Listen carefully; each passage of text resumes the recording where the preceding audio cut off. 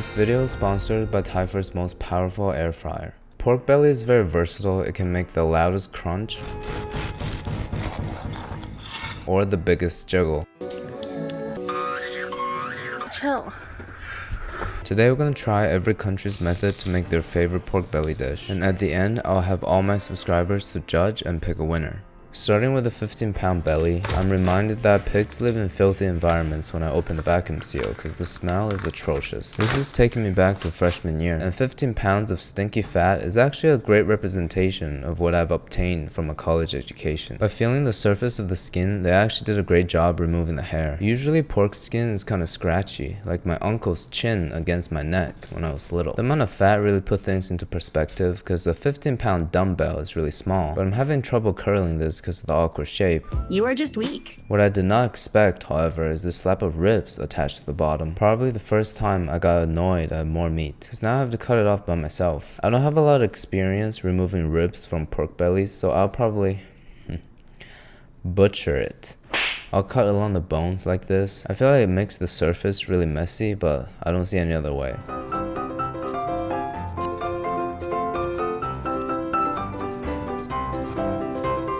Now we got a nice slab of ribs. Remove the silver skin, gonna rub it with barbecue later and have for dinner.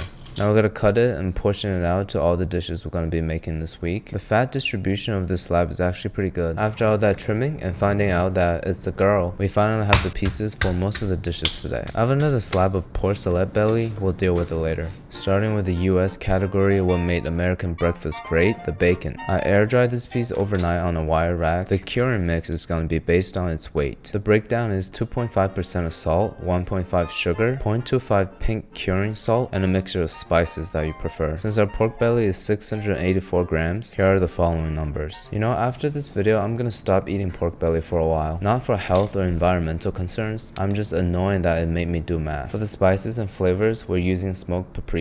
Since we don't have a smoker, we gotta rely on the smokiness of paprika. And onion powder, cause I don't know. And finally maple syrup for the flavor, but more for it to stick better. Make sure we get the gaps and stuff, hitting all the milfs and grannies so it don't spoil.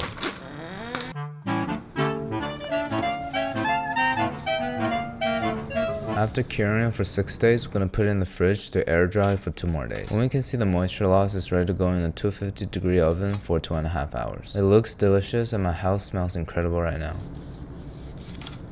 It's got that signature bacon pink throughout. It's cured very well. If you're proud of me, please comment good job or visit the FutureCanoe store to check out the Ligma hoodie. We're closing the store in 2 weeks. What I'm trying to do here is the thick cut bacon at those New York steakhouses. Don't have enough clout to get a reservation, but I have 25 pounds of pork belly, so what's up? And we're gonna pair it with a piece of filet.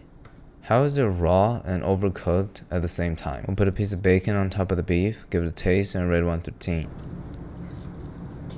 It's a piece of lean cut, but it still got that necessary fattiness for the bacon. And I realized I enjoy the taste of sodium nitrate, which is the curing salt. It gives that classic American bacon / ham flavor. Since we have control over the curing mix and thickness, it's way more satisfying than the regular bacon. I'll give it a 9 out of 10, starting pretty strong. My only complaint would be the skin's kinda tough. If you know how to deal with that, let me know in the comments. Anybody who's into barbecue will tell you that burnt ends are the best bites of barbecue, while usually using brisket, but pork belly ones are pretty popular too. While brisket are basically cow belly, so the parameters here are acceptable. Brisket is technically the chest. So we're gonna remove the skin, cut it into relatively large cubes, season on all sides with a classic barbecue rub, place on a wire rack, bake at 250 for 2.5 hours. Look how much fat it extracted. We'll transfer to a baking dish, add some butter, brown sugar, and raw unfiltered honey, cover and back in for another hour. Finally, the sauce / glaze will be barbecue, hot honey, and Frank's Red Hot, turning it up to 350 for 30 minutes.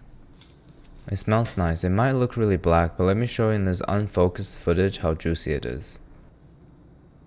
Because we've been baking this for hours, it rendered a lot of the fat out. It doesn't taste as fatty as it looks. Different types of sugar caramelizing and working their flavors into the meat, and the hint of acidity and hotness from Frank really balances out. I'll give it a high score of 8.8. This is definitely the best bites of barbecue I've had so far. Makes me excited to try the real beef ones. We've attempted the Cantonese style crispy pork many times on this channel, and they turned out Alright, this time it's gonna be different because I found a recipe that's foolproof, FutureCanoe proof. The foundation to a crispy skin is actually a well-shaved skin. Usually people burn it off with heat, but I'm just gonna scrape it with my sharp knife. You see, these are all dead pig sweat coagulates and dead skin cells. And we'll cut down the bottom side, make sure not to pierce the skin. Season very thoroughly, rub it in Chinese 5-spice, white pepper, and salt. While leaving the skin unseasoned, we can put it in the fridge for a little bit to dry it out. Now it's time to take out our secret weapon. Ensuring the perfect execution to this recipe, here is the most futuristic looking air fryer, Typhoon Dome 2. This machine uses the 360 dual heating technology, top and bottom elements, plus dual sensors, which means you don't have to keep flipping or shaking food as much. It just cooks evenly. I tested it with a piece of frozen pizza. It came out shockingly perfect. Crispy edges through the bottom, zero babysitting. It also has 15 functions built in: air fry, broil, bake, toast, dehydrate, and griddle. I've never even griddled in my life. And when you're done, it self-cleans at 500 degrees Fahrenheit. The high temperature takes out the impurities and grease on top, making it the most low maintenance equipment I have. Personally, I've been using Typhoon air fryers for almost 3 years now, and I'm genuinely impressed every time I see the result. I remember once I made some nuggets with the Dome 2 and my friends all thought that they were deep fried because how crispy they got. If you want to experience this ease of cooking, check out the link in the description and use code FCanoe15 for 15% off your Typhoon orders. Let's scrape off the salt. It's spreading like that again. Put it back into the air fryer, 450 for 40 minutes. Let's just give it a taste. You know what, let's wait a little bit. It's not bad. Still hot?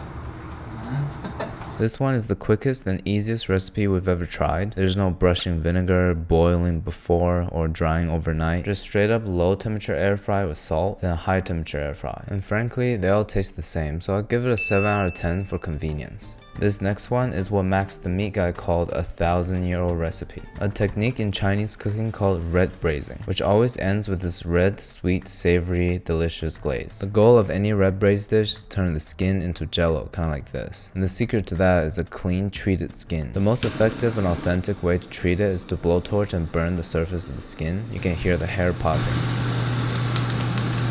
Looking at how the heat from the blowtorch contracts the skin when it hits the pork belly reminds me of those videos I see online with laser skin treatment. After burning it, we'll soak it in water, and once the burnt part hits the water, it's going to become very easy to scrape off. But overall, all this work we're doing right now is to clean and tighten up the skin so it gives it that silky elastic texture after braising. Now in a pot, we'll put in ginger, scallion, the most Chinese looking Chinese cooking wine. Put in our meat, boil for 15 minutes. This is going to impose a lot of flavor and take on some aroma as well. The next step will be steaming it, and my steamer pot is this small, it doesn't even fit one of the bellies. But I came up with a genius solution of using a tamis, which we will use to stand in the pot. It's not only going to create some distance from the water, and the fine sieve is also going to let steam hit whatever is on top very evenly.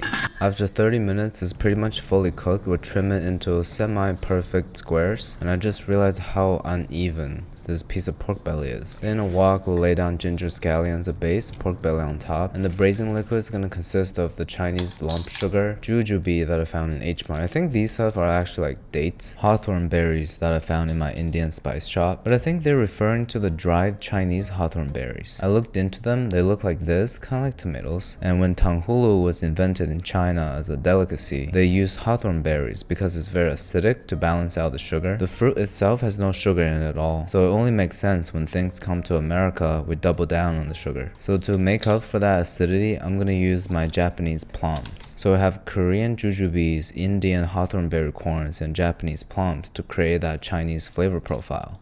FutureCanoe out here serving world peace. Yeah! Quarter cup of dark and light soy sauce, some MSG, more of the most Chinese cooking wine, water, bring it to a boil, and we'll leave it there for 2 hours. Picking out the vegetables because we're going to start reducing it very aggressively and the aromatics might disintegrate. Towards the end, we'll thicken it with the cornstarch slurry to give it that final glazed look. You can reduce it further if you want, but I don't like my sauce too sticky. It gets on my shirt and stuff. Is this an AI photo or is this Studio Jiggly? I'm sorry. We'll pour more sauce on top, cut a piece. Look how juicy it is. Give it a taste and rate 1 through 10. It's so good. I feel like I can suck the meat. I can drink the meat with a straw. The combination of the sweetness, umami, and the hint of acidity in the back doesn't make it taste fatty at all. It goes down very easy, but in actuality, I'm chowing down like a pound of bacon. I'll give it a 9.2 out of 10. One of the dishes that I guarantee internet virality will be a chicharron. I feel a special connection to it because the last time we tried to make it, the ligma fork was born. We'll first boil the pork belly in some bay leaves, and I dropped some on the floor, but we can't waste it. Half an onion, garlic, peppercorn, and some salt. We'll put the skin on pieces in it for 15 minutes and take it out, pat dry. We're about to deep fry it, so we want to press the moisture out of the pork belly, so you want to use a little bit of force here. Now we're gonna melt down a whole pound of lard and fry the pork belly in it at a lower temperature for an hour. We're doing 300 here, but if you decrease the heat to 250 and do it for 2.5 hours, you'll get a pork belly confit, or the French call it rion. I think. They eat it during the holidays. I think my temperature is still high because they keep exploding.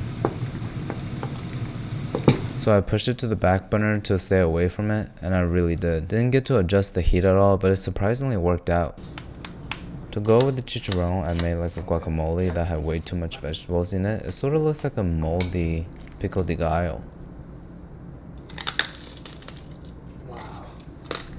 Either we didn't fry it for long enough or didn't fry it in the right way, because the fat in the center is still there and just juicing out everywhere. It's not very pleasant. Today's execution will be a 5 out of 10. We're gonna take a short break from that piece of pork belly and take out this piece of porchetta. It's French for suckling pig or milk-fed piglets. That sounds horrible, but implies care for breeding, feeding, which leads to a more tender meat and delicate flavor. Just from looking at this piece, the skin looks thinner and meat a lot leaner. We're gonna divide this slab up into 2 portions, one for a classic Italian porchetta and the other one for ramen chashu. To get started with the porchetta, we're gonna split it in half, not all the way, just to spread it out evenly. This increases the surface area a lot and takes on the seasoning better. And we're keeping it simple with the pepper, salt, a blend of rosemary, thyme, and garlic, and finally some lemon zest. Then we'll roll it up as tightly as possible. I haven't seen this much green get rolled up since my high school bathroom. But hey, at least I'm not getting turned upside down and shake till all the quarters fall out of my back pocket again. Then we'll tie it up. We just need to hold the shape. No need to get freaky here. This piece is so lean. It's like a perfect distribution of fat. With it on a wire rack, I'm gonna dry in the fridge for 2 days. This week, my fridge has a lot of strange pork concoctions in it. I just hope my roommate doesn't mind.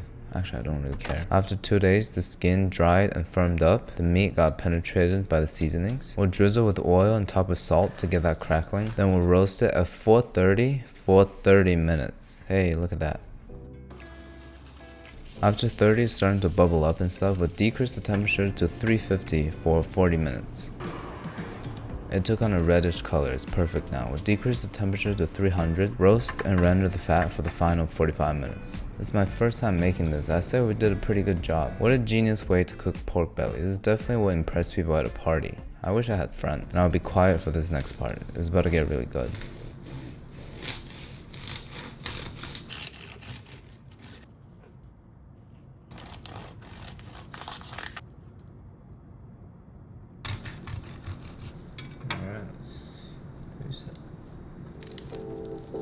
Yeah, you got that yummy, that yummy, that yum. Thinking on the ingredients, we got garlic, bunch of herbs, lemon for the freshness, tender meat, juicy fat, and the crispy skin on the outside. Doesn't get better than this. 9.5 out of 10. Traditionally for chashu, they braise the pork in the seasoning liquid for a really long time, but today we're gonna try an innovative method, which might lead to less effort and more flavor. After butterflying the piece, we'll roll it up and tie it just like before, except no seasoning. Look how great the fat distribution is. Maybe I tied it too tight. It sort of looks like a Michelin man or one of those Japanese samurai practice stands. The braising liquid is really simple. 1 cup of sake, 1 cup of mirin, 1 cup of soy sauce, leeks, ginger, garlic, and a little bit of kombu. We'll let it simmer for about 5 minutes or so just to burn off the alcohol. Then we'll put the pork in the bag, pour in the liquid, seal it. Did it just squirt? Set the water to 158 for 20 hours. Actually, we need 24 hours, but I'm gonna check on it at 20. At this point, it's really soft and stuff, so we need to put it in the fridge overnight to let it firm up. Look how bouncy the liquid is. We'll remove the string, cut it open in half to check out the conditions of the inside. It's really pink. Here comes my favorite step of making chashu.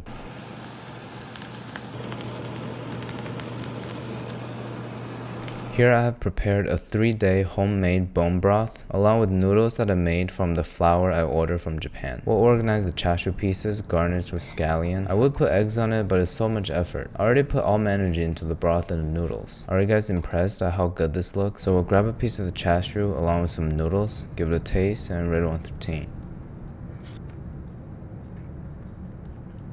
I feel like a lot of the braised chashu I've had in restaurants turn into mush when you bite into it, but this one has a lot of texture, firm to the bite. The extreme slow cook and the resting in the fridge overnight let the flavors completely penetrate the meat. I'll give this recipe a 9.7. I've never said this about my food, but I think it's better than restaurant quality.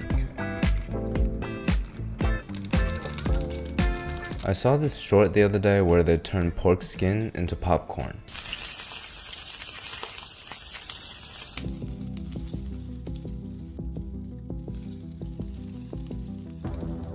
I did some research and I found a recipe that's supposed to guarantee that crackling on top. The first step, like many other recipes in this video, salting the pork and drying it in the fridge. I'm gonna put some baking soda underneath to dry out even more. We have to do it for at least 48 hours till it loses so much moisture that it changes color. So kind of like that. Then we'll scrape off the salt and bake it in a 250-degree oven for 2.5 hours. A little before it's done baking, we're gonna heat up a pot of oil till 450 degrees Fahrenheit, and then we're just gonna pour it on top of the belly like the video and see the skin rise up like my hope for my bright future. Like my hope for my bright future. So just like every party I've ever thrown, it is not popping, bro. I'm gonna dump the whole pot on it.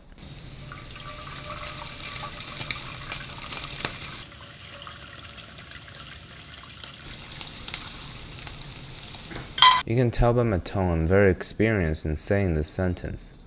I'm sorry I can't get it up. And while I'm cutting it, I realize the top is already moistened up by the steam that's coming off of the fat. I mean, the inside looks very juicy. It's a great cut of pork belly. What went wrong? After cutting it and tasting it, it tastes really good, salty and unreasonably juicy, but the skin got kind of leathery and sticks to my teeth a little bit. I feel like a crispy pork belly dish shouldn't be this jiggly. I was so confident going into this, so if any of you have experience cooking stuff like this, let me know in the comments which step did I mess up. With all this pork belly left over, is there a way to flavor them all and eat it in one go? I found a great Thai recipe for it. Crab pao mu krob is a pork belly stir fry. It's the most delicious way to use up Thai fried pork. So we start with 3 Thai red chili. I remove the seeds, okay? I can't handle spicy food. I don't want to end up having to crab pao my mu krob, if you catch my drift. So I have chili, pepper, garlic, blend it up. The stir fry sauce consists of palm sugar, oyster sauce, and fish sauce. I was gonna use a wok and fry with high heat, but just blending the chili is making me hard to breathe, so this is a non-stick pan. We're doing it on medium-low heat. Why so weak?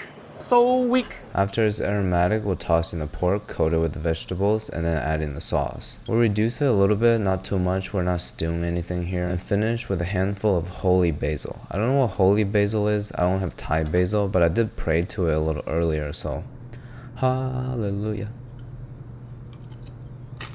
I just realized I've been eating like straight up salt, pepper, roasted, oily pork for like this entire week. My pea-sized brain is having a little bit of a hard time to comprehend the intensity of the flavors here. All the different sauces working together, some acidity and the sweetness of the palm coming through, especially with the basil on top. I'm reluctant to give it a high score because I'm biased at the moment. I'll still give it a 9 out of 10 because it's my favorite so far. Every time I cook Korean food, I find myself going to a manchi recipe, and this is an authentic bossam. Whenever I say the word bossam, I just want to finish it with ek vinegar. We're boiling stuff again: onion, ginger, garlic, some of that Korean bean paste. They call it the doenjang because we're doing it right. I got a little confused. You see here, she called for a tablespoon of hazelnut flavored instant coffee. Are we boiling pork or making a latte? Is this authentic? Let me know in the comments if you're Korean. After seasoning with salt, we'll mix it up, drop in our pork. We're gonna boil this for a total of 1 hour and 15 minutes, but we're gonna flip it after 45. While we're waiting, we're gonna do a quick pickle of the cabbage with a 1/4 cup of sugar, 1/4 cup of vinegar, 3/4 cup of water. We're pickling for 1 to 2 hours, tossing every 15 minutes or so. Then we'll quickly whip up a sauce from this other video. Didn't cook much. A part of me felt like I didn't know how to make delicious tasting meals, and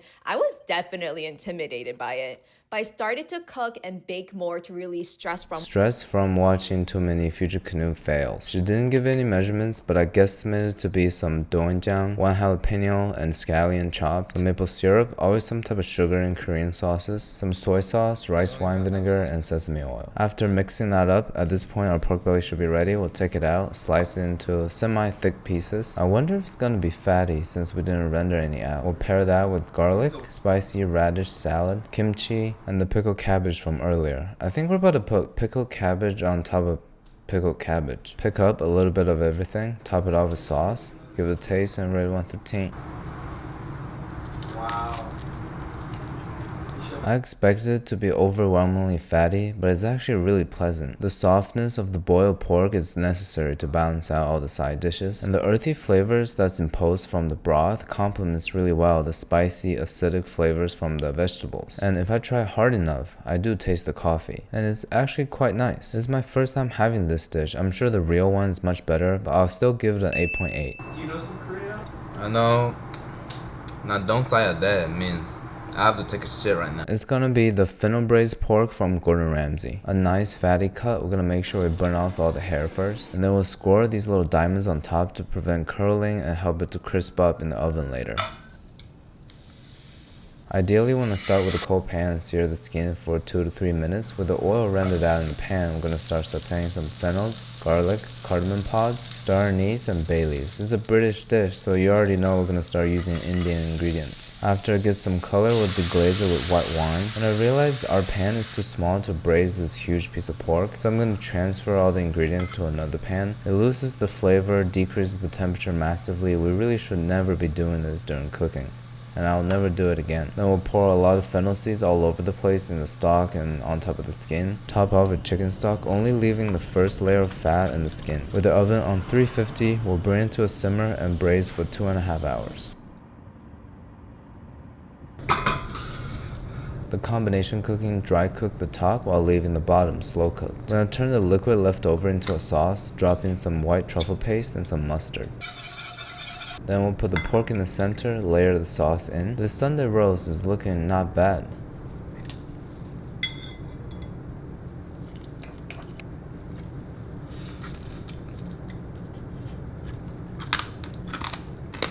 As you heard, that skin got so hard, I think it's reversing my Invisalign. Usually it's like crispy, but this is just straight up hard candy level hardness. The flavor profile is mild but complex. The fennel adds a lot of herbaceousness along with all the spices, balances out the fattiness. This one would be my favorite if it didn't have the rock skin, so I'll give it a 6 out of 10. For our last recipe, we're gonna make a Spanish style pancetta. It's like the European bacon, but we don't need any curing salt. With regular kosher salt, we're gonna coat all over. Make sure to get it on the skin too.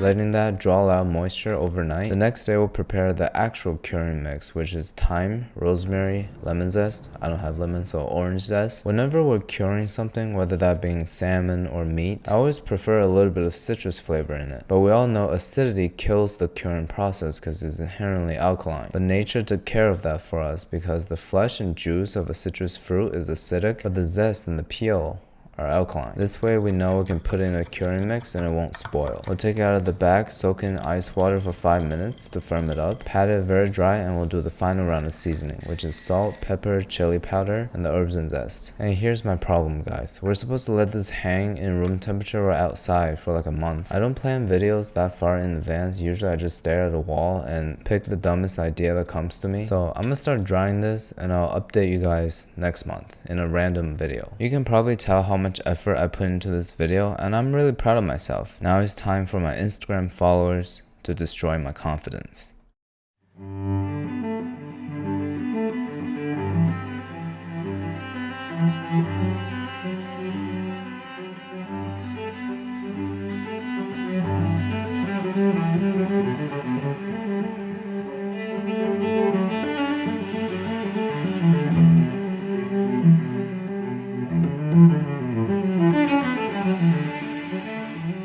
After some polling, seems like this one is the winner. Besides these 13 recipes, there are probably like 1,000 more ways to cook a pork belly. The every way to cook pork belly video with that classic mouth opening thumbnail will play forever. The same applies to life. There are endless paths and it's easy to feel overwhelmed. But if you're like me and often doubt your choices, just remember, it's not about which path you take. What matters is giving 100% to the one you choose. Every way doesn't lead to success. Only you can lead yourself to it. Alright, thank you.